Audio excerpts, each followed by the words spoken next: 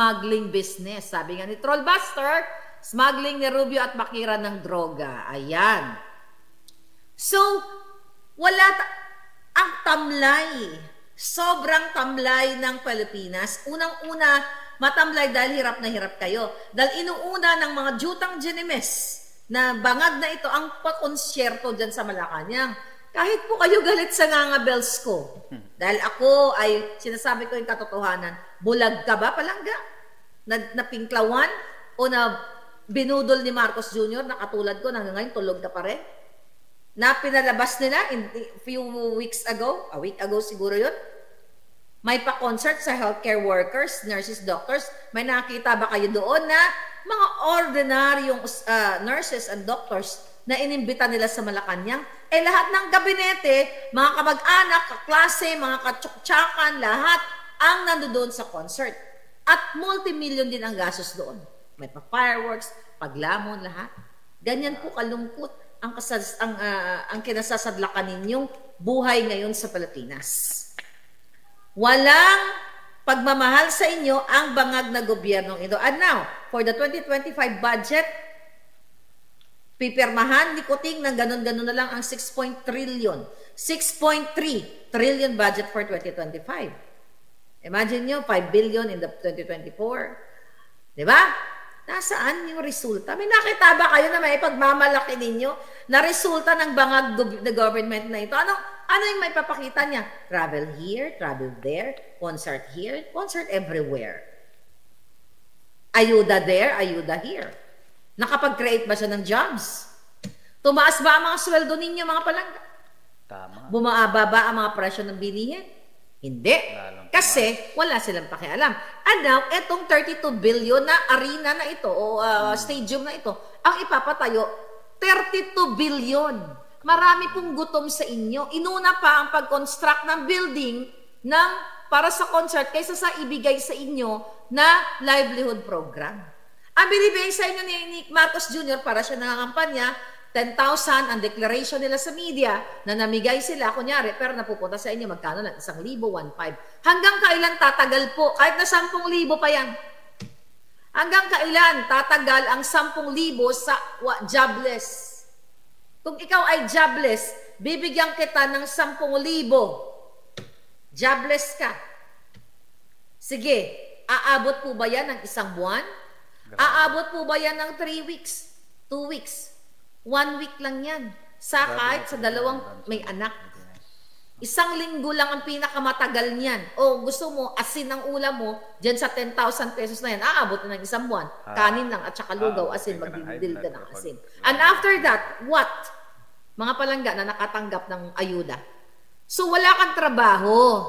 Ito ang isaksak nyo sa utak ninyo. Hindi nyo kailangan ng ayuda ng one time. Ang kailangan nyo, long-term na oportunidad na masusustain po ang pangangailangan ng inyong mga anak. Bibilib ka ba kay Bangag Jr. na bibigyan ka ng 5,000 sa one time, big time lang? And it's not big time actually, one time. Tapos after a month, sige pagbigyan na natin, inabot ka ng 1 buwan, pero hindi talaga 1 linggo. Ano na gagawin mo ngayon? Dahil naubos na yung inayuda ni Marcos Jr., napicturan ka na, na-post ka na ng media, na-post ka na ng presidential communications, wow, namigay si Bangag Jr. ng 10,000 sa ganitong area, gutom ka ngayon. Ano gagawin mo ngayon? Dahil nagkurto ang utak mo, mag-iisip ka ng magnakaw, mag-isip ka ng mang-hold up, mag-isip ka ng mangutang. Doon ka lang pupunta, naubos na yung 10,000 mo It's either mangutang, kasi nung uutang sa'yo, kapitbahay mo, pareho mong mahirap. Mang-hold up ka ngayon, kasi kapit ka sa patalim. So, mang-hold up ka, kapag nahuli ka, gugurgur ka ng tao pag na-corner ka. Tataas ngayon yung crime. O ano pa?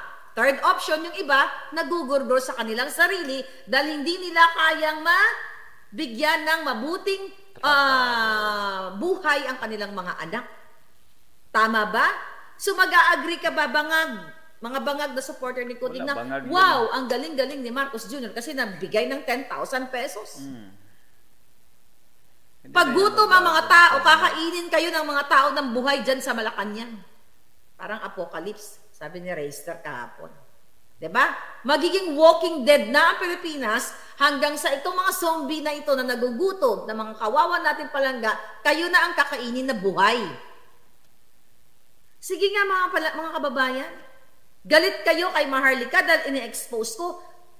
Sasabihin nyo, oy, namigay naman si Marcos ng 10,000 pesos sa, sa area namin. Ang bait-bait niya. Hindi po niya pera yan. Pera ninyo, yung 10,000 na yan. Di ba? Actually, hindi nga nakakarating nga sa inyo 10,000 dahil ninanakaw nila. Di ba? Hindi nyo kailangan ng ayuda. Ang ayuda, pang tamad lang yan. Ang Pilipino ay likas na masipag kung bibigyan siya ng oportunidad ng kanyang gobyerno. Ulitin natin. Pag pumunta kayo sa ibang bansa, di ba? Pumunta kayo, whether sa ang bansa. Anong ginagawa ninyo? Kunyari, sa loob kayo ng bahay as domestic helper, di ba? Ang ginagawa ninyo pag day off ninyo, Saturday, Sunday, kung marunong kayo manggupit, mangulot, pedicure, mangmasahe, ganyan. Naghahanap kayo ng pagkakitaan na pagsasidelines kasi may mga opportunities sa lugar na pupuntahan ninyo. Yan dapat ang inuuna ni Bangag Jr. na ang mga tao sa Pilipinas ay mayroon silang mga oportunidad. Kapag bawat tao na ay may trabaho o dumami ang mga trabaho sa Pilipinas, yung kapitbahay mo na dating nang lilimahid kung may trabaho na yan at ikaw ay manikurista, meron na yan pambayad sa iyo ng pamanicure. Uy, Inday Maharlika! O sabihin ko, Inday, mukhang bonggang-bongga ang trabaho mo Bukas kukulutin kita. Bukas, Inday, di ba? Linisin ko yung manicurean kita, Inday. Yung mga ganon. Or mamamasahin kita, di ba? Kasi may mga opportunities, pareho kayong nagpa-function dahil binigyan kayo ng oportunidad ng gobyerno. Kung 5,000, 10,000, sabi ko nga, 1 linggo lang yan. Tapos, after ka nang wala ng pera, 3 lang ang pupuntahan mo. Mang-hold up ka, mangutang ka. Sabi ko nga, walang magpapautang sa'yo. Dahil mga kamag-anak mo, hirap din. Or maggurgur ka kasi hindi mo nakayanan ang problema mo. Another spending 32 billion for that. 32 billion, naglaan sila ng 32 billion para sa concert ni Taylor Swift at ni Coldplay. Ano ba importante? Si Taylor Swift, si Coldplay, o kayong milyon-milyong Pilipino na dapat binibigay ito sa inyong mga oportunidad na ito. Remember, ito ulit-ulitin ko. Nung nanalo si Bangag inauguration, di ba nandyan ako? Nung time na nag-dinner kami, nandyan ang mga kamag-anak ni Lisa Tanas, nakausap ko, yung mga kabinete niya. Natuwang-tuwa ako dahil nanalo si Kuting. Nag-uusap kami, although mga saglit na yung mga pag-uusap dahil busy. Ano yung nasa isip ko noon na hindi naman ako part ng gobyerno? Ito yung mga ideas na gusto kong mangyari as a Filipino, regular na mamayang Pilipino na magkaroon ng ganitong programa. Diniscuss ko yun sa kanila. Dahil ang sabi ng mga hitad, uy sila, Maharlika, sila magtuturo sa Western Visayas. Maybe you can be part of our, yung mga program. So naman ako natuwa. Mga kamag-anak, ikaw, Paul Ledesma. Remember that?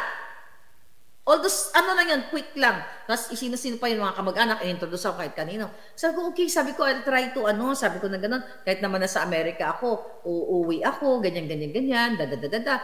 Sabi ko, paanohin natin si Lisa Panas, di ba? Tulungan natin siya para gumanda yung image nila.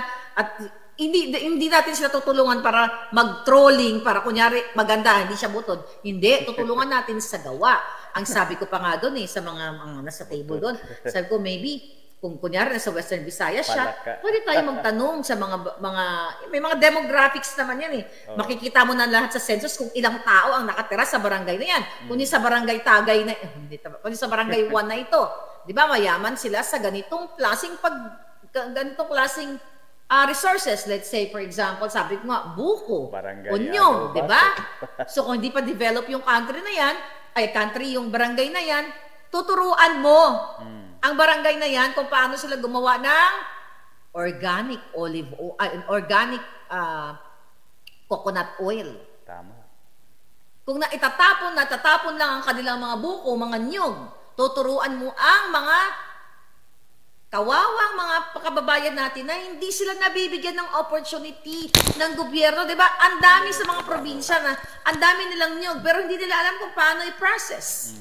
Turuan, sabi ko na nga, bigyan sila ng mga machine kung paano mag-bake ng buko pie para hindi lang diyan sa Laguna, okay?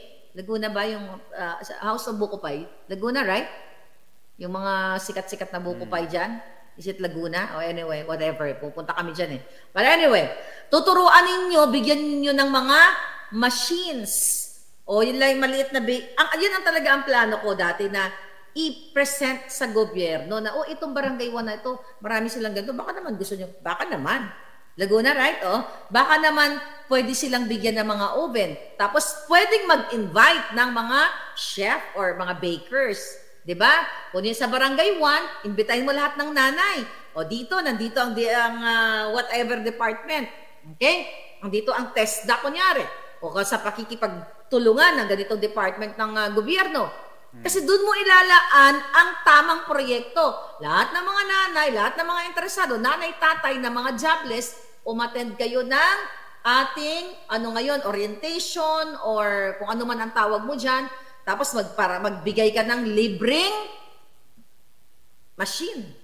Tama. Sa mga kababayan natin kaysa nakawin ng mga hayop na ito. Hindi ba? Tapos i-check mo from time to time kung naging productive ba ang barangay 1 na yan. Kung ganyan ang gagawin ng gobyernong ito, kahit pa paano in 2 years may makikita ka. Pero ano ba po ang nabibigay sa inyo? Puro ayuda-ayuda na isang araw o isang linggo lang ang itinatagal. Tapos after that, bangag na naman po uli kayo. Naguguluhan na naman kayo kung saan kayo mangungutang. Yung iba nang-scam kasi kapit sa patalim. Yung iba nagtutulak ng pulburon kasi wala kang choice eh. Kaysa mamatay ka sa gutom. Yan ang ginagawa sa inyo ng gobyernong ito. So wala po kayong aasahan sa bangag na gobyernong ito dahil inuuna pa ang 32 billion na paghahanda para kay Taylor Swift. Kaysa sa inyo, nabigyan kayo ng magandang proyekto para maiangat ang mga serbisyong pampubliko katulad po ng ospital na ipinangako ni Bangag sa inyo. Bibigay ang 32 billion na yan sa mga magsasaka na kung saan para mapalago ang kanilang pagsasaka. Pagsasaka at sa mga mangingisda at sa iba't ibang ahensya ng gobyerno. Jutang Jenemis, yung heya nga ng mga healthcare workers, hanggang ngayon, yung allowance nila, hindi pa rin ibinibigay up to now. Tapos 32 billion binabudgetan nila. See that, mga kababayan?